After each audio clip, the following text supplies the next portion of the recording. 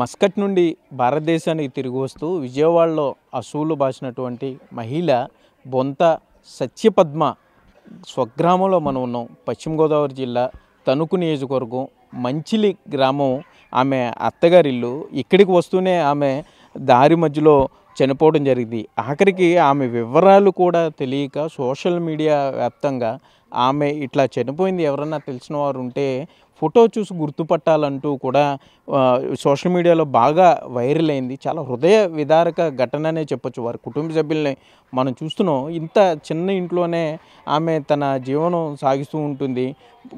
ఉపాధి కోసం ఏడాది క్రితం అంటే గత ఏడాది ఇదే సమయానికి అంటే ఆగస్టు నెలలో ఆమె మస్కట్ చేరుకుంది. మస్కట్ వెళ్ళిన తర్వాత అక్కడ నుండి కూడా పిల్లలకి ఈ ఏదైతే చదువు నిమిత్తం కానీ వారి కుటుంబ పోషణ నిమిత్తం కూడా కష్టపడి ఆమె డబ్బులు పంపిస్తూ ఉండేది. అయితే 24వ తారీఖున ఆ ఉద్యోగానికి సంబంధించి అక్కడ పని అయిపోవడంతో ఏజెంటు ఆమె భర్తకు ఫోన్ చేయడం, పంపించేస్తున్నామని చెప్పడం, భర్త మరలా ఇక్కడ నుండి రావటానికి సుమారుగా 2,10,000 రూపాయలు వారు జమ చేయడం జరిగింది. వీటన్నిటినీ కూడా అంటే అసలు ఆమెకి సంబంధించిన వివరాలు కూడా ఏమీ తెలియకుండా ఆమె ఒక్కతే వస్తుంటే ఈ హృదయ విదారక ఘటన కూడా చోటు చేసుకోవడం కూడా జరిగింది. ప్రస్తుతం మనం ఆమె అత్తగారింటి దగ్గర ఉన్నాం. మంచిలి గ్రామంలో ఉన్నాం. స్వగ్రామం నిడదవోలు కోరమావిడైనా కూడా ఆమె మృతదేహాన్ని ఇక్కడికే తీసుకొచ్చారు. ఇక్కడే ఈ ఖనన కార్యక్రమ ఏర్పాట్లు కూడా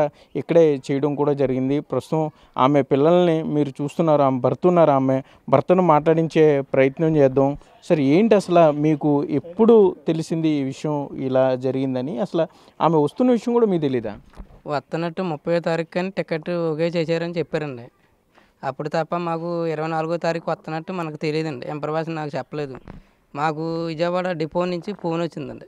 ఈ పలానా ఆవిడ వచ్చి ఇక్కడ చనిపోయింది, వచ్చి తీసుకెళ్ళండి ఫోన్ చేస్తే మేము అప్పుడే వస్తాం. ఏంటంటే వాళ్ళ ఫోటో తీసి పంపించారండి. అక్కడ పంపించిన తర్వాత మేము వెళ్ళి బాడీని గవర్నమెంట్ హాస్పిటల్కి తీసుకెళ్ళారండి. అక్కడికి వెళ్తే ఎస్ఐ గారు ఇవన్నీ సామాను అన్నీ కవర్ చేసి చూపించి ఇలా జరిగింది, మరి మీకు ఇంప్రవేషన్ లేదంటే మాకు తెలదండి 30వ తారీఖున అన్నారు. 30వ తారీఖుకి అన్నదని ఈ సంగతి కూడా అప్పుడు ముందుగానే తెలుసు, కానీ ఆ తర్వాత 24వ తారీఖు అన్నది మనకు తెలియదండి.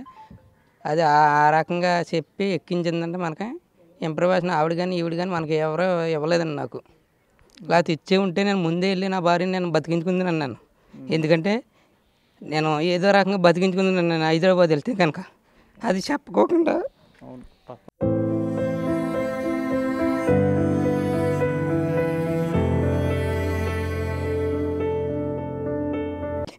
నేను అప్పు చేసి నా ఇల్లు తనకి డబ్బులు కట్టాను, వడ్డీలకు తెచ్చి 2,10,000 కడుతున్నాను, కానీ వదలలేదండి. తీసుకుని నా భార్య శ్యామని నాకు అప్పగించిందండి. నేను అంత ఆస్తుడు వస్తుంది. అంటే ఏంటి ఏజెంటు డబ్బులు కట్టించుకుందా ఈవిడ దగ్గర? అదే అండి, ఈమెను పోరు చేస్తే నాకు ఫోన్ చేసి మాట్లాడేదండి. డబ్బులు కడితేనే కానీ కుదరదు, డబ్బులు కట్టాలంటే నేను కట్టలేను మేడం, నేను లేబర్ని, నాకు ఇంత మట్టి నేను కట్టగలుగుతాను కానీ అంత కట్టలేను నేను అంటే 2,50,000 చెప్పిందండి ముందు. 2,50,000 చెప్తే నేను అలా కాదు, నేను ఏం కట్టలేనంటే సరే అయితే మాది నెల జీతం అక్కడ ఉండిపోయిందండి. ఆవిడది నెల జీతం ఉన్నది కాబట్టి 2,15,000 కట్టు, 15,000 నేను ఇట్టుకుంటాను అని అన్నదండి. ఎందుకు అసలు మనం డబ్బులు కట్టడం ఏంటి? ఆవిడ అక్కడ పనిచేసింది, దానికి సంబంధించి జీతం ఇవన్నీ ఉంటాయి, మీరు డబ్బులు కడితే ఆవును పంపించడం ఏంటి? అంటే వాళ్ళు అరాబీ వాళ్ళు ఆఫీస్కి తీసుకొచ్చి చెప్పారండి. ఆఫీసులో 3 నెలలు ఎట్టుకుని మనుషుల్ని ఇలా ట్రాప్ చేసి డబ్బులు గట్ట గుంజి మాగోడి దగ్గర ఇలా పాడు చేసిందండి జీవితాన్ని. మా జీవితాన్ని నాశనం చేసి అప్పుల పాలు చేసిందండి ఆఫీస్ మేడం. అదండి 3 నెలల నుంచి దానికి అన్నం భోజనం వాళ్ళు పెడితేనే తింటాం, అంతే తప్ప రెండోది ఎప్పుడు భోజనం చేసామని నేను అడిగేవాడినండి. వాళ్ళు ఎడితేనే తప్ప మనం అడిగితే హక్కు ఉండదు. వాళ్ళు 12ంటికి 1 గంటకి మధ్యాహ్నం 1 గంటకి 12ంటికి కడుతుంది, సాయంత్రం మళ్ళీ 12ంటికి ఏం తింటాకు ఉండదు. నన్ను ఇలా చిత్రహింసలు పెడుతుందా, డబ్బులు కట్టని నేను పోరితే నువ్వు టెన్షన్ పడకు, నేను ఏదో అప్పు చేశాను కడతానని నేను 2,10,000 కట్టి నేను ఇంకా 5,000 కూడా కట్టలేనమ్మా, నీకు దండం, నా భార్యని నాకు అప్పగించే అని నేను పాదాయపడ్డానండి. నేను టికెట్ తీసేసాను 30వ తారీఖుని. 30వ తారీఖు ఓకే అయిపోయింది టికెట్ అని మేడం మా ఆవిడ చాలతోటి మాట్లాడిందండి. అంతే అండి. ఆవిడ చాలతోటి కూడా మాట్లాడదు, ఆవిడ నెంబర్ మనకు అవ్వదు. కానీ ఇక్కడ ఒక ఏజెంటు ఇక్కడ నుంచి పంపించిన ఏజెంట్ కూడా ఉందండి. అదండి నేను సరే, మీరు డబ్బులు కట్టారు, ఆవిడకి పంపించారు. ఆ మధ్యలో ఉన్న మేడం అనే ఆవిడకి మీరు 2,10,000 సుమారుగా పంపించారు. పంపిస్తేనే ఈవిని ఇండియా రావడానికి వాళ్ళు చేశారు. పోనీ అక్కడ ఫ్లైట్ ఎక్కించినప్పుడన్నా మీ భార్యని పంపిస్తున్నాం, పలానా ఫ్లైట్ ఎక్కించాం, హైదరాబాద్లో పలానా టైంకి వస్తుంది, రిసీవ్ చేసుకోండి అని ఏమైనా చెప్పారా? డబ్బులు చెప్పలేదండి. అలాగే ఎప్పుడు చెప్పలేదండి. మాది 30వ తారీఖున అన్నారు. 30వ తారీఖు కోసం నేను వెయిట్ చేస్తూ ఉన్నానండి. అంతే అండి. 30వ తారీఖు వెళ్దాము, వస్తుంది అని తీసుకొద్దామని నేను ప్రిపేర్ అయి ఉన్నానండి. కానీ అలా 24కే శవం వచ్చి నాకు బస్ డిపోలో నుంచి ఫోన్ వస్తేనే కానీ నాకు ఆ విషయం తెలియదండి, చచ్చిపోయినట్టు. అదండి అలా జరిగింది. నేను ముందే వెళ్తుంటే కనుక నేను ఏదో రకంగా బతికించుకుందానండి నా భార్యని. నేను హైదరాబాద్ వెళ్ళిపోదునండి. ఏ రకంగా నేను వెళ్ళి నేను తెచ్చుకుని నేను బతికించుకుందానండి. ఆ ఇన్ఫర్మేషన్ నాకు చెప్పలేదండి. ఎప్పుడండి అసలు ఆవిడ ఎప్పుడు మస్కట్ వెళ్ళింది? సుమారు ఎంతకాలం పనిచేసింది ఆవిడ? మొత్తం ఇక్కడి నుంచి బయలుదేరుతాం సంవత్సరం అయిందండి. ఇదే నెలలో ఇదే తారీఖున వెళ్ళిందండి. మొన్న 24వ తారీఖుకి ఎక్కించామండి. అదండి అలా జరిగింది. మళ్ళీ ఆ తారీఖు వచ్చినాడికి శవమై మా ఇంటికి శవమై వచ్చిందండి. ఎవరు ఫోన్ చేశారు మీకు? అంటే ఇప్పుడు ఫేస్బుక్లో వాటిలో చాలా వైరల్ అయింది ఫోటో, ఆవిడ ఎవరో తెలియట్లేదు, ఎవరికైనా తెలిస్తే చూడండి. ఎట్లా? బస్ డిపో వాళ్ళు ఫోన్ చేశారండి. ఆ బస్ డిపో వాళ్ళు ఫోన్ చేస్తే మేము వెళ్ళాం. ఆ తర్వాత ఎస్ఐ గారు కూడా ఆ నెంబర్ తీసుకుని ఎస్ఐ గారు ఫోన్ చేశారండి. వెళ్ళి ఆ శవాన్ని మాచిరిలో ఉంటే సోతకు తీసుకెళ్ళారు. చూసామండి. చూసిన తర్వాత మలనాడు పోస్ట్ మార్టం అని చేసి బాడీ ఇచ్చారండి. అది ఆవిడ బాగా టెన్షన్ పడిపోయి ఆటో కంప్లైంట్ వచ్చి చనిపోయింది. అంటే గతంలో ఏమన్నా ఆరోగ్యపరమైన ఇబ్బందులు ఏమైనా ఉన్నాయా? కొద్దిగా ఉన్నదండి. ఆరోగ్యం అంటే అంత క్షీణించిపోయి చచ్చిపోయి అంత ఆరోగ్యం ఏం కాదండి. మామూలుగానే కిటికీలు కానీ మంచి స్ట్రాంగ్గానే ఉండే మనిషి అండి ఆవిడ. కొన్నాళ్ళు బాగానే పని చేసుకుందండి. నేను హెల్త్ ప్రాబ్లంగా ట్యాబ్లెట్లు కూడా ఇచ్చేవాడిని. నేను అన్నీ మేనేజ్ చేసుకుంటాను, నువ్వేమి కంగారు పడవలసి లేదని చెప్పిందండి మేడం. మెడికల్ కూడా అన్నపెట్టి అవుతుందేమో మేడము ఇలాంటి పరిస్థితి అని నేను చెప్పానండి. చెప్పుకోకుండా ఏం పంపలేదండి. చెప్పే పంపించాను, నేను సరి చేసుకుంటాను, నీకు ఎందుకు నువ్వు పంపించని ఫోర్స్ చేస్తేనే నేను పంపానండి. పంపితే ఇలా చేసి లాస్ట్కి ఒంట్లో బాగోలేదు, 6 రోజుల నుంచి అలా ఉంటుంది మేడం.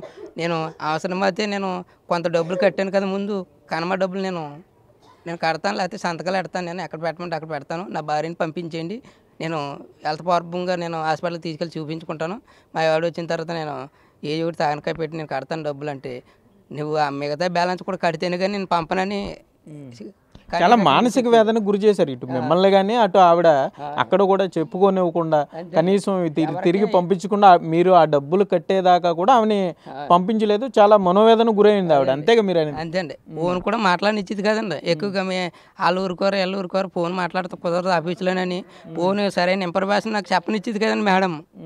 అదండి. చివరిసారిగా ఎప్పుడు మాట్లాడారు మీరు?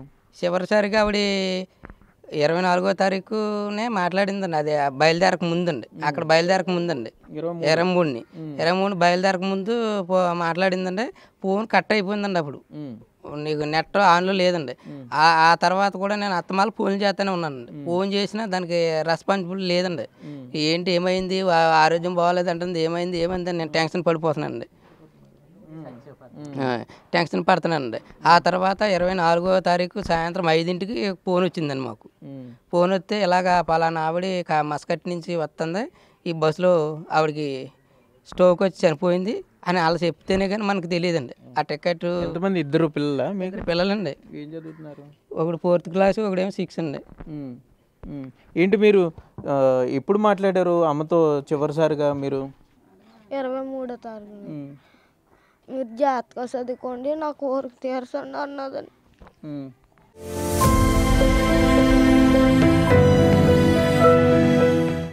బాగా చదువుకోమని చెప్పిందా? అలర్జీ చేయొద్దని చెప్పిందా? ఎక్కడ? ఏ హాస్టల్లో? పాలకొల్లు గురుకుల పాఠశాల. అక్కడ చదువుతున్నావా? ఏ క్లాసు? 6th class. ఏమన్నా తెమ్మని చెప్పావా అమ్మకు మరి వచ్చేటప్పుడు? వస్తున్నా అని చెప్పిందా? నాకు బట్టలు తేమ్మ అన్నానండి. ఇంకా మీకు చాలా తెస్తాను, బూట్లు కట్టాను అన్నదండి. అన్నీ తెచ్చిందండి. ఇప్పుడు రెగ్యులర్గా మాట్లాడుతూ ఉండేవాడు నువ్వు? ఇప్పుడు రోజు మాట్లాడుతావు, వారానికి ఒకసారా? రోజు మాట్లాడి ఉన్నాడు. ఏమైనా చెప్పిందా? ఏమన్నా జ్వరంగా ఉంటుంది, బాగోట్లేదు అట్లా ఏమన్నా చెప్పిందా నీతో? అసలు చెప్పేది కాదండి. ఓకే, బయలుదేరే ముందు చెప్పింది వస్తున్నా అన్ని బొమ్మలు తెస్తా అని చెప్పిందా? బూట్లు గట్ట తెస్తాను, ట్యాబ్ గట్ట తెస్తాను మీకు అన్నదండి. నువ్వేం చదువుతున్నావు? 4th class. నువ్వు ఆ రోజు మాట్లాడావా? ఏమంటామన్నావు అమ్మని? బట్టల ట్యాబ్. ఏం చెప్పింది అమ్మ నీతో? అమ్మ ఏం చెప్పింది? బాగా చదువుకోమని చెప్పిందా? నీ పేరేంటి చెప్పు? జశ్వంత. నువ్వు 4th? నువ్వు ఎక్కడ చదివేది? ఇక్కడ మన బోర్డింగ్ స్కూల్. బాగా చదువుకోవాలి. మరి మనం చూస్తున్నాం జశ్వంత్ 6th క్లాస్ పెద్ద బాబు, చిన్న బాబు 4th క్లాస్ చదువుతున్నాడు. అమ్మ వస్తుంది బట్టలు, బూట్లు, ట్యాబు అంటే పిల్లలకి సంబంధించి వారి ఇవన్నీ కూడా తీసుకొస్తుందని చెప్పింది. భర్త కూడా మనం చూస్తున్నాం, కుటుంబం అంతా కూడా ఎంత బాధపడుతున్నారో. ఆ ఫోటోలు, పెళ్ళినాటి ఫోటోలు కూడా ఒకసారి మీకు చూపించే ప్రయత్నం చేస్తాను. ఆమె ఫ్యామిలీతో దిగిన ఫోటోలు ఇక్కడ మొత్తం ఫ్యామిలీతో అక్కడ మస్కట్కి వెళ్ళే ముందు ఫ్యామిలీతో దిగిన ఫోటోలు ఆమె మొత్తం అన్నీ కూడా ఈ చర్చి దగ్గర మ్యారేజ్ ఫోటో ఇవన్నీ కూడా అంటే ఇప్పుడు ఈ పాత జ్ఞాపకాలన్నింటినీ కూడా గుర్తు చేసుకుంటూ భర్త నిజంగా హృదయ విదారకంగా పిల్లలు కానీ చాలా బాధపడుతున్నారనే చెప్పుకోవచ్చు. ఎందుకంటే ఎంత దారుణ పరిస్థితుల్లో కనీసం మనిషి తోడు కూడా లేకుండా ఆమె ప్రయాణంలో ఉండగానే ప్రాణాలు కోల్పోవటం, అసలు ఆమె వివరాలు తెలియక మరలా దాన్ని సోషల్ మీడియాలో పోస్ట్ చేసి సోషల్ మీడియా దీనివల్ల కానీ పోలీసులు కొంత చొరవ తీసుకోవడం వల్ల మరలా ఆమె ఇక్కడికి రావటం, అంటే ఆమె మృతదేహాన్ని అక్కడ ప్రభుత్వ ఆసుపత్రిలో ఉంచి కుటుంబ సభ్యులకి సమాచారం కూడా చేరవేశారని చెప్పుకోవచ్చు. మనం చూసిన చిన్న ఇల్లు ఆవిడది. ఈ చిన్న ఇల్లు సుమారుగా 3 గదుల ఇల్లు. ఈ 3 గదుల ఇల్లులోనే మొత్తం ఈ నలుగురు కూడా ఈ జీవనం సాగిస్తూ ఉంటారు. సరే, అంటే కనీసం ఈ విదేశాలకు వెళ్తే కొంత డబ్బు సంపాదించవచ్చు, పిల్లల్ని బాగా చదివించుకోవచ్చు, మంచి భవిష్యత్తు వారికి ఇవ్వచ్చు అన్న దీని మీద ఆవిడ ఏడాది క్రితం మస్కట్ వెళ్ళడం జరిగింది. అక్కడ ఈ అరబ్ ఈ ఇళ్లలో ఈ ఏదైతే చిన్న చిన్న పనులు ఉంటాయో వంట పని వీటన్నిటిని కూడా సహకరించేదని చెప్తాను. కానీ ఇక్కడ ఏదైతే బొంత సత్యపద్మకు సంబంధించి మనం చూస్తే కనుక మరొక కోణం వెలిగి చూసిందనే చెప్పుకోవచ్చు. ఆమె భర్త చెప్తున్న దాని ప్రకారం అక్కడ కాంట్రాక్ట్ అయిపోవడం కానీ లేకపోతే ఆ పనికి సంబంధించిన ఆ పని పూర్తవడంతో అరబ్బులు ఆఫీస్కి పంపించేశారని చెప్తున్నారు. 2,10,000 రూపాయలు ఇస్తే కానీ ఆమెని భారత్ పంపనంటూ కూడా అక్కడ ఏజెంట్ ఇబ్బంది పెట్టింది. సుమారుగా 3 నెలల పాటు ఆ ఆఫీస్లోనే ఉండిపోయారని చెప్తున్నారు. అక్కడ ఇతను అప్పు చేసి ఇప్పుడు భర్త 2,10,000 రూపాయలు బ్యాంక్ అకౌంట్లో వేస్తే మరలా ఆమెని ఇక్కడ భారతదేశానికి పంపడం, ఈ మనోవేదన, అక్కడ 3 నెలల పాటు అక్కడ ఆఫీస్లోనే ఉండటం, మొత్తం కాలకృత్యాలన్నీ కూడా అక్కడే తినటం, వారు పెట్టింది తినడంతో పూర్తిగా అనారోగ్యం పాలై ఉంటుందని చెప్తున్నారు. ఇదిగో ఈ బ్యాగ్తోనే ఆమె రావటం జరిగింది, ఇండియా రావటం జరిగింది. ఈ మొత్తం పిల్లలకి సంబంధించి అంటే అసలు ఆమె ఏమేమి తెచ్చిందనే మీద ఇప్పటికే పోలీసులు దీనికి చూడడం కూడా జరిగింది, వీరి బంధువులకు కూడా చూపించడం జరిగింది. చూస్తే కనుక ఈ బ్యాగ్లో చూడండి పిల్లలకి ఇప్పుడు బాబు చెప్పాడు, పెద్ద బాబు చెప్పాడు కదా మనకి, అమ్మ నాకు బూట్లు తెస్తానంది అని చెప్పి, బూట్లు పిల్లలకి సంబంధించిన బూట్లు తీసుకొచ్చింది. పిల్లలకి ఈ మంచి షూ తీసుకొచ్చింది ఆవిడ. ఎందుకంటే ఇప్పుడు ఆవిడ అంత దూరం వెళ్ళి కష్టపడిందే పిల్లల గురించి కదా. చూడండి మంచి షూ, ఇప్పుడు తను చెప్పాడు నాకు ఇవన్నీ తెస్తానందే బట్టలు, ఇంకా ఆవిడకి సంబంధించిన మిగిలినవన్నీ కూడా ఉన్నాయనే చెప్పుకోవచ్చు. అంటే అంత సుదూరం వెళ్ళింది, పిల్లల గురించి వెళ్ళింది, తను వస్తుంది కాబట్టి ఇవన్నీ చెప్పడం కూడా జరిగింది, తెస్తున్నానని చెప్పడం కూడా జరిగింది. కాబట్టి ఇవన్నీ కూడా ఈ చాక్లెట్ల ప్యాకెట్ పిల్లల గురించి, అంటే మామూలుగా ఎవరు విదేశాలకు వెళ్ళినా కూడా చాక్లెట్లు ఎక్కువగా చాక్లెట్లు తీసుకొస్తుంటారు. మన బంధువులు ఎవరు వెళ్ళినా కూడా ఈ దుబాయ్కి సంబంధించి మస్కట్కి సంబంధించిన చాక్లెట్ల ప్యాకెట్లు తెచ్చింది పిల్లల గురించి. ఇవన్నీ కూడా చూడండి సుమారుగా 2-3 ప్యాకెట్లు ఇవన్నీ కూడా పిల్లల గురించి ఆవిడ తీసుకొచ్చింది. అంటే ఆవిడ ఎంత ప్రేమ, ఇంటికి రావాలి, ఇవన్నీ కూడా ఈ సూట్ కేసు ఇప్పుడు అన్నీ బాగుంటే ఆవిడ పిల్లల ముందు ఓపెన్ చేసేది. ఈ సూట్ కేసు ఓపెన్ చేసి ఒక పండగలాగా వీళ్ళంతా చాలా ఆనందంగా దీన్ని ఓపెన్ చేసి ఇదంతా షేర్ చేసుకునేవాళ్ళు. కానీ ఇప్పుడు పరిస్థితి చూస్తే అంటే టైము ఏ విధంగా మారిపోయింది అనేది, ఆవిడ హైదరాబాద్లో ఫ్లైట్ దిగిన తర్వాత మరలా ఆవిడ బస్సు ఎక్కి ప్రయాణం చేయడం, అంటే ఒక సర్ప్రైజ్ ఇద్దామని ఆవిడ అనుకుని ఉంటుంది, నేను అనుకోవటం. సో ఇంటికి సడన్గా వచ్చి తలుపు కొట్టి పిల్లలకి సర్ప్రైజ్ ఇవ్వచ్చు అనుకుని. కానీ విధి నిజంగా ఎంత విచిత్రమైనదంటే బస్సులో ఉండగానే ఆమె కనీసం ఆమెకి తెలియకుండానే నిద్రలోనే ఆమె ప్రాణాలు పోవటం కానీ, ఈ చాక్లెట్లు కానీ, ఈ ఆడపిల్లలకి సంబంధించి ఈ క్లిప్లు, బట్టలు తీసుకొచ్చింది, పెర్ఫ్యూమ్ బాటిళ్ళు, షూ, బట్టలు.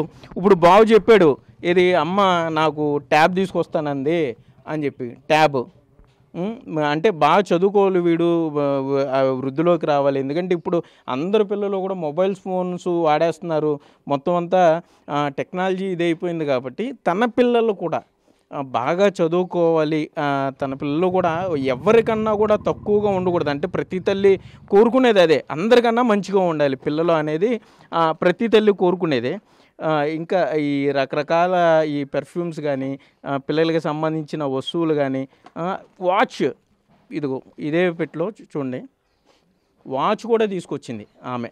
అంటే వాచ్, ట్యాబు, షూస్, అంటే అన్నీ బాగుంటే ఈ దీనికి సంబంధించి వీళ్ళంతా ఇప్పుడు ఇక్కడ మీరు చూసేవారు, వీళ్ళందరూ కూడా కూర్చుంటే ఆవిడ ఓపెన్ చేసేది ఈ బాక్స్. పద్మ ఏమండి అంతేనా? ఆవిడ వచ్చి ఇదంతా ఓపెన్ చేసేది, ఈ వాచ్ నీకు, లేకపోతే ఈ బ్యాగ్ వీళ్ళకి, చాక్లెట్లు చుట్టుపక్కల వాళ్ళకి. అంతేండి అవన్నీ చెప్పిందండి.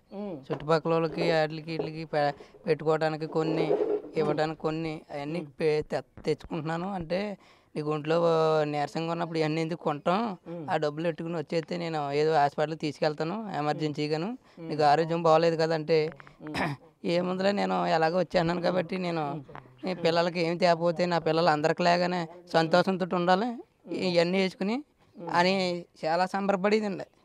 చాలా ఆనందంతో ఉండేది. కానీ అలాది ఆనందం శాశ్వతం లేకుండా వెళ్ళిపోయింది.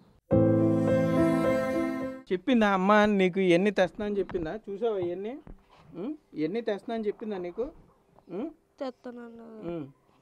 ముందే చెప్పింది నీకు ట్యాబు, ఇవన్నీ, వాచ్ అన్నీ తీసుకొస్తున్నాను, బూట్లు, బట్టలు అన్నీ నువ్వు అడిగినవన్నీ ఉన్నాయి. చూసావు ఇందులో? మరి ఏం చెప్పింది అమ్మ నీకు ఫోన్లో?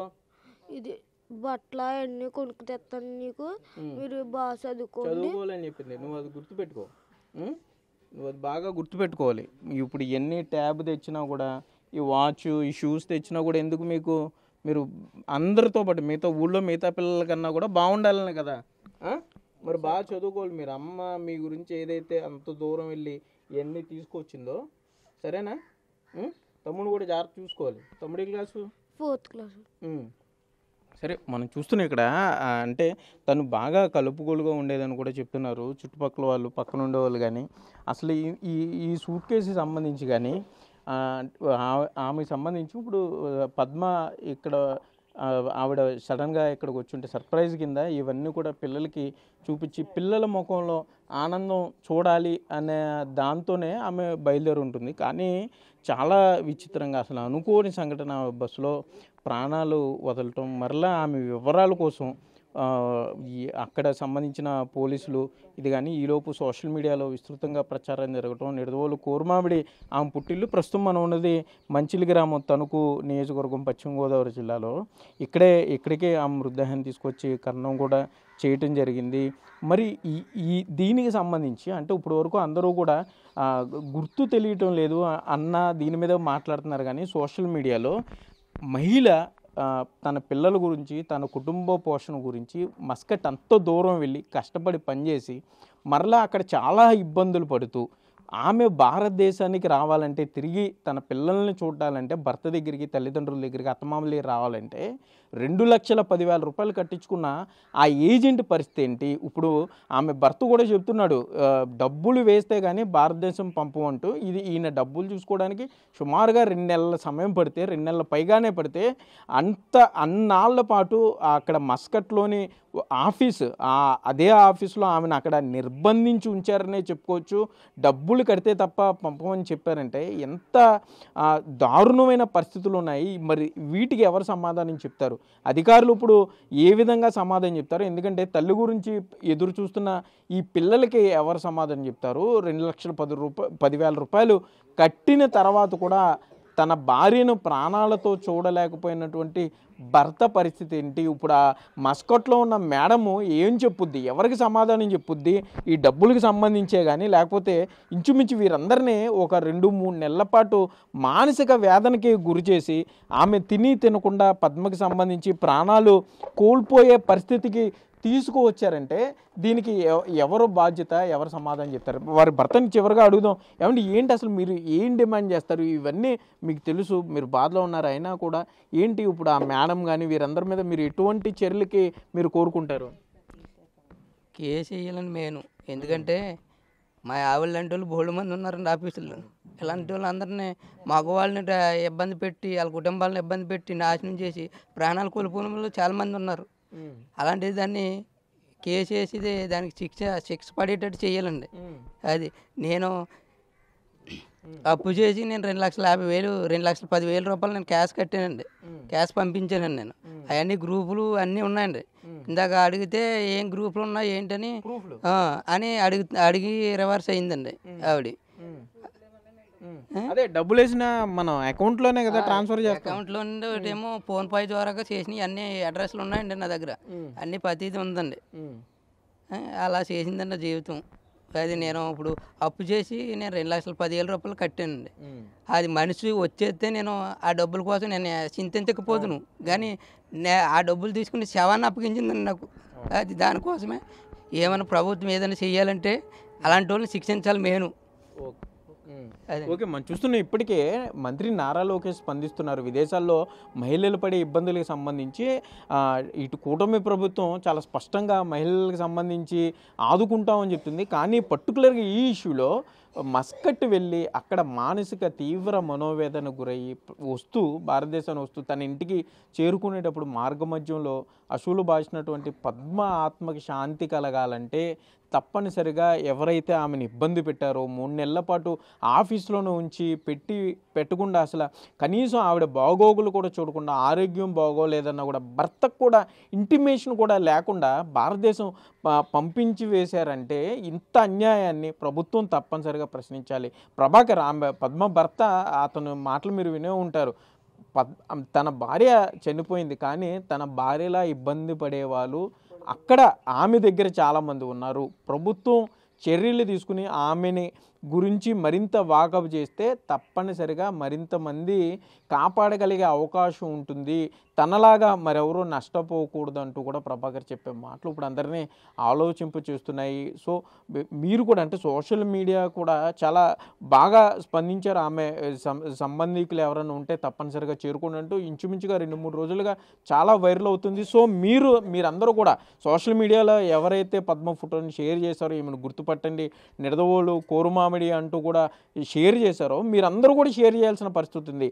ఎవరైతే విదేశాల్లో మహిళలు ఇలా ఏజెంట్ల బారిన పడి ఇటు ఉమ్మడి పశ్చిమ గోదావరి జిల్లా వ్యాప్తంగా ఇబ్బందులు పడుతున్నారో ప్రభాకర్ ఏదైతే చెప్పాడో ఇప్పుడు పర్టికులర్గా ఆ ఏజెంట్ ఎవరైతే ఉందో ఆమె వివరాలు బయటికి తీయాలి. పోలీసులు దీని మీద తప్పనిసరిగా స్పందించాలి. జిల్లా పోలీస్ అధికారులు, జిల్లా ఎస్పీ దీని మీద ప్రత్యేకంగా పర్యవేక్షణతో ఉండి ఆమె వివరాలు తెప్పించి ఆమెను ఇక్కడికి రప్పించగలిగితే మరింత మంది మహిళలను కాపాడినట్లవుతాం. తమ ఆర్థిక పరిస్థితి అంతంత మాత్రంగా ఉన్న అప్పు చేసి తన భార్య గురించి 2,10,000 కడితే ఆమె కనీసం ప్రాణాలతో చూడలేకపోయానంటున్న ప్రభాకర్కి ఇప్పుడు ఏం సమాధానం చెప్తారు? సో సోషల్ మీడియా మీరు కూడా ప్రభాకర్కి పద్మ కుటుంబ సభ్యులకి తోడుగా ఉండాల్సిన అవసరం ఉంది. సో ఎవరైతే ఈ నకిలీ ఏజెంట్లు ఉన్నారో మహిళల్ని ఇక్కడ నుండి పని నిమిత్తం తీసుకువెళ్ళి అక్కడ తీవ్ర ఇబ్బందులు పెడుతున్నారో ఆ ముఠాని బట్టబయలు చేయాలి, బయటికి లాగాలంటూ కూడా ఇక్కడ గ్రామస్తులందరూ కూడా విజ్ఞప్తి చేసే పరిస్థితులు అయితే ఉన్నాయి. Cameraman భాగీరథ్తో Sagar, big TV, Manchili గ్రామం నుండి.